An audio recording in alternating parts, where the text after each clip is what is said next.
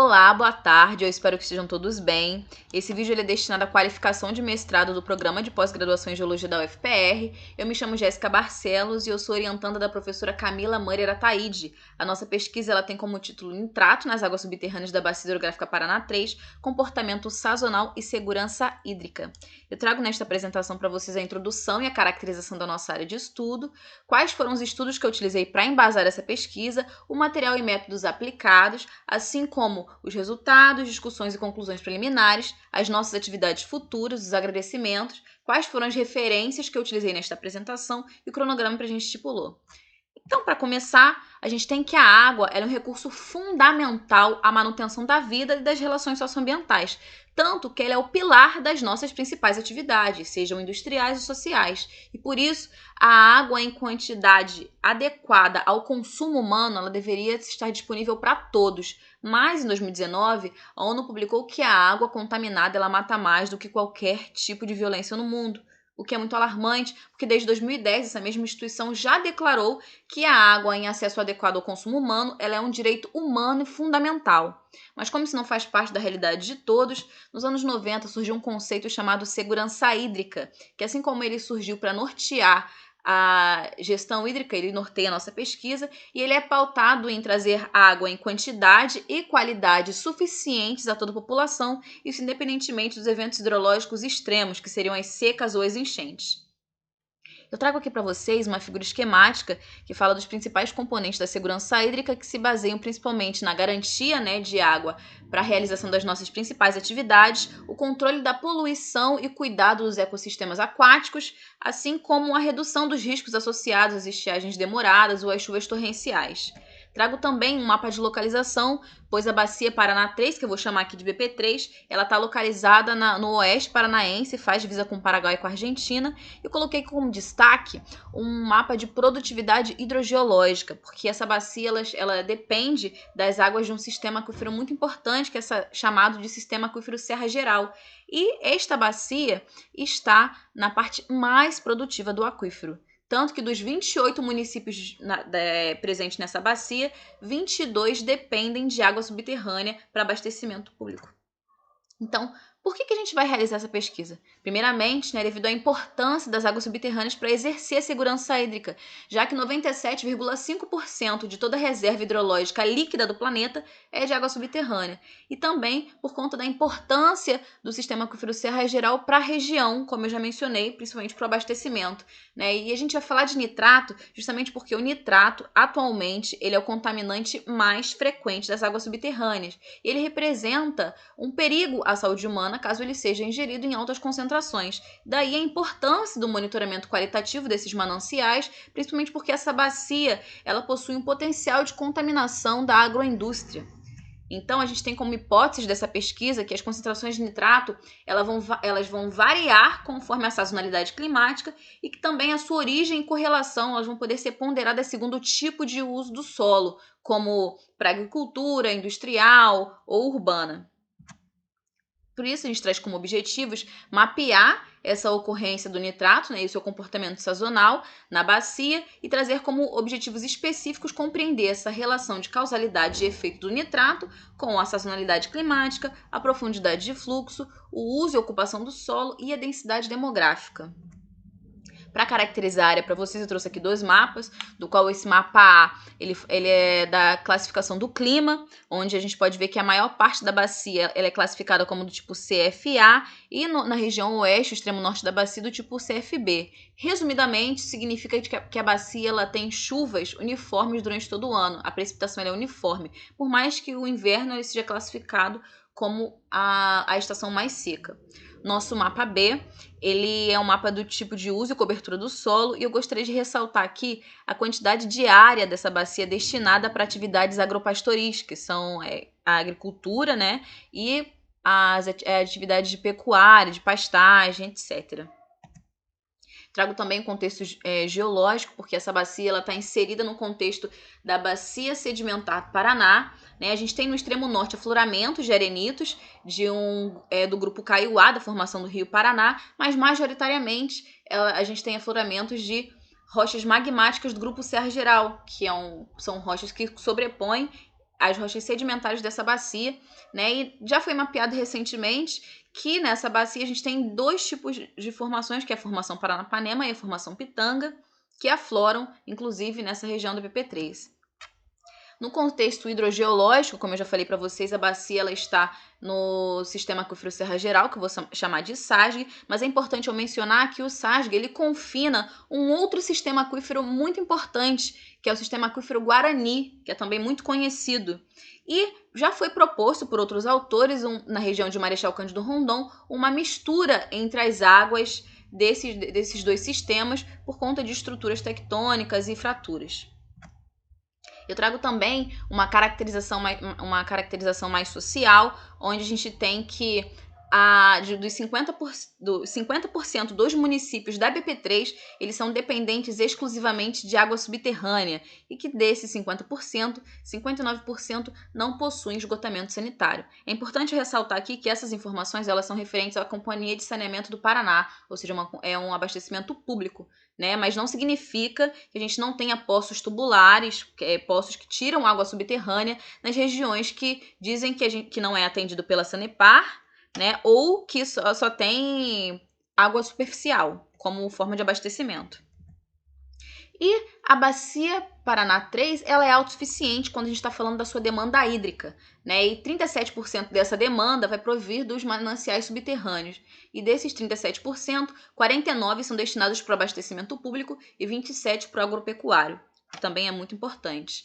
Então, para falar um pouco mais dos sais nitrogenados do nitrogênio, eu trago para vocês que os sais nitrogenados são muito importantes para a nutrição das plantas. Então, isso vai configurar uma relação direta entre o nitrato e a fertilização e produção agrícola, principalmente no que tange aos fertilizantes do tipo NPK, que são constituídos principalmente de nitrogênio, fósforo e potássio, por se tratarem de macronutrientes necessários à nutrição das plantas.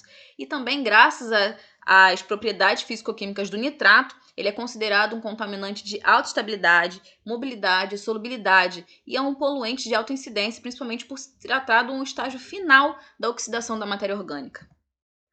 De vários pesquisadores ao redor do planeta já associaram os efeitos do nitrato à saúde humana, caso ele seja ingerido em altas concentrações. Algumas doenças já foram estudadas, como a síndrome do bebê azul, tipos de câncer, distúrbios na tireoide, e por isso o valor máximo permitido pela legislação brasileira é de 10 mg por litro de N de nitrato. Mas a gente tem alguns estudos, principalmente no sudoeste do Paraná, que já mostram que quantidades acima de 3 mg por litro vão apresentar indícios de contaminação. Eu trago aqui para vocês uma figura esquemática para a gente falar sobre a origem do nitrato. A figura A, ela traz um cenário urbano, onde a gente tem que lixões, vazamento de esgoto, resíduos enterrados sem permeabilização, ou seja, um manejo inadequado dos resíduos sólidos, eles vão contribuir para o acréscimo de nitrato no subsolo. A figura B, ela é de um contexto rural, onde a aplicação de fertilizantes nitrogenados, criação de animais ou o saneamento in situ, né, chamado também de fossas sépticas ou fossas negras, vão contribuir para o acréscimo de nitrato nas águas subterrâneas. A gente tem também que os estudos de uso do solo, sazonalidade climática, relação de urbanização e também a interferência antrópica, elas vão ser importantes para a gente compreender a dinâmica e a concentração do nitrato nos aquíferos. E também sobre a importância desse monitoramento hidrogeoquímico para os mananciais subterrâneos, dado, né, as implicações socioambientais desses mananciais.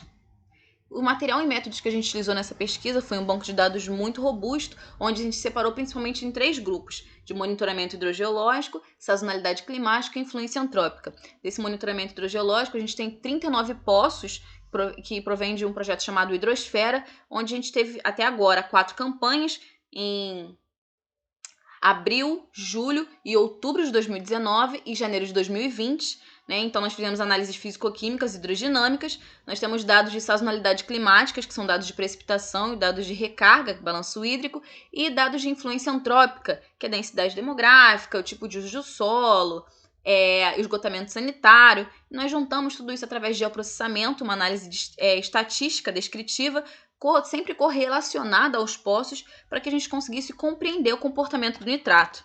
Então, Eu vou explicitar para vocês como aconteceu esse geoprocessamento, né? Essa análise descritiva. A gente pegou mapas temáticos através de sensoriamento remoto e análises hidrogeológicas, assim como medidas de tendência central, de dispersão, correlação de Spearman para verificar. As concentrações de nitrato variam, e mais importante, variam acima do limite de quantificação do nosso método? A resposta foi positiva, então a gente fez uma análise integrada com todos esses dados hidrogeológicos, de sazonalidade climática e interferência antrópica para verificar se tem correlação entre eles. E aí, tem correlação? Sim ou não? Então a gente discute isso nos resultados. Para a gente conseguir compreender melhor como que se comportava o nosso espaço amostral, a gente fez um teste de Shapiro-Wilk, visto que a gente tem menos de 50 poços, né? E para realizar esse teste de normalidade, a gente utilizou um nível de significância de 0,5 e a gente teve que, para as 4 campanhas até agora, as nossas amostras elas foram classificadas como distribuição não normal. O que significa isso? Significa dizer que não é uma distribuição do tipo gaussiana, onde a variância e a média têm um comportamento típico já esperado. É aquela distribuição de comportamento típico de sino, né, como eles falam. E por isso a gente escolheu a correlação de Spearman como um método para ser aplicado, já que se trata de uma análise não paramétrica, que é menos sensível à presença de outliers. A gente escolheu um intervalo de confiança de 99%, e determinamos alguns fatores para dizer se essa correlação ela era positiva ou negativa, forte, média, moderada, ou se ela era direta ou inversa. Então, agora, para trazer os resultados para vocês, eu tenho aqui gráficos de frequência, né? A frequência absoluta e a frequência relativa das 4 campanhas, onde, nesses gráficos do tipo box plot, eu gostaria de mencionar que a campanha de janeiro, ela possui o maior número de outliers, com valores acima do que a gente esperava, e a campanha de abril é que possui maior variabilidade. É importante ressaltar que a campanha de janeiro, apesar de ter muitos números de outliers, ela possui uma das menores medianas. Isso pode ser explicado porque aqui nesse gráfico, como eu posso mostrar para vocês, a gente tem mais da metade dos poços, que são 21 poços, com valores em baixas concentrações, que seriam entre 0,30 e 1,53 mg por litro de N de nitrato. Eu separei também esses poços por tipo, por uso e ocupação do solo e também pelas concentrações do método de quantia estabelecido por Litch, né? E eu gostaria de ressaltar mais uma vez a quantidade de poços que a gente tem em área agropecuária, com atividades agropastoris, e para vocês compararem em relação à quantidade de poços que a gente tem em áreas de vegetação natural ou urbana. Eu trago também um mapa de concentração do N de nitrato da primeira campanha, justamente para mostrar e ressaltar essa área aqui em questão, que fica na parte norte da bacia, pois ela apresenta poços com concentrações acima de 3 mg por litro. E o mais interessante é que esses poços, eles apresentam repetidamente esses valores, né? Ou seja, em pelo menos em pelo menos 3 campanhas, eles apresentam valores acima de 3 mg por litro. Eu já referenciei esses poços e eu trago aqui para vocês, como vocês podem ver a região que eu ressaltei, né? Nós temos 4 poços nessa região e a gente tem como total 8 poços que apresentaram esses valores acima do que a gente estabeleceu como um indício de contaminação. É importante falar também que todos esses poços estão em áreas que há alguma atividade agropastoril. Então, quando a gente fala de precipitação, até o presente momento, a gente não verificou nenhum comportamento típico do nitrato, mas a gente ainda vai colher mais informações climáticas de recarga de precipitação, né, para esse próximo ano. Então, como vocês podem ver aqui, a gente não consegue observar nenhum comportamento típico do nitrato, como aumento ou diminuição das concentrações de acordo com o aumento ou diminuição da precipitação. Mas quando a gente já fala da correlação de Spearman, a gente teve correlação positiva para os 39 poços, né, em relação ao nitrato e o cloreto, fosfato, o potássio, o brometo. E a gente pegou alguns íons que achava pertinentes para verificar se havia correlação entre eles. A gente encontrou a correlação positiva do cloreto com o fosfato com potássio, o cloreto com potássio, o brometo com fosfato e o brometo com cloreto. Mas quando a gente vai separar esses poços por tipo de uso e cobertura do solo, a gente só encontra uma correlação positiva do nitrato com cloreto para poços em áreas mistas. Para os poços em áreas urbanas, a gente não encontra nenhum tipo de correlação. E para os poços localizados em áreas agropecuárias, a gente encontra uma correlação positiva moderada entre o nitrato e o fosfato. Então, a gente pegou o fosfato e outros íons que a gente também achou pertinente, né, e fizemos a correlação e encontramos correlação positiva do fosfato com cloreto e o potássio, e do cloreto com potássio e o cloreto com brometo. Então, para discutir sobre esses resultados, né, a gente tem que essa correlação positiva entre o fosfato, o potássio e o nitrato, elas vão poder ser reflexo da utilização de fertilizantes do tipo NPK, como eu falei lá no início, que são fertilizantes que contêm nitrogênio, fósforo e potássio na sua composição, e também que o bromo e o cloreto já foram associados e que possuem correlação positiva com fosfato e com nitrato, eles já foram associados a essa mesma origem agrícola por outros pesquisadores. A gente tem também que essas concentrações de nitrato elas podem provir, né, dos dejetos de animais, já que essa região ela é uma indústria e ela é uma potência na pecuária. Mas outras possíveis correlações para o íon cloreto, em específico, né, que a gente tem, é que essas concentrações elas podem ser explicadas pela evolução natural da água ou pela mistura entre os sistemas aquíferos, Serra Geral e Guarani, como eu mencionei lá no início da nossa apresentação.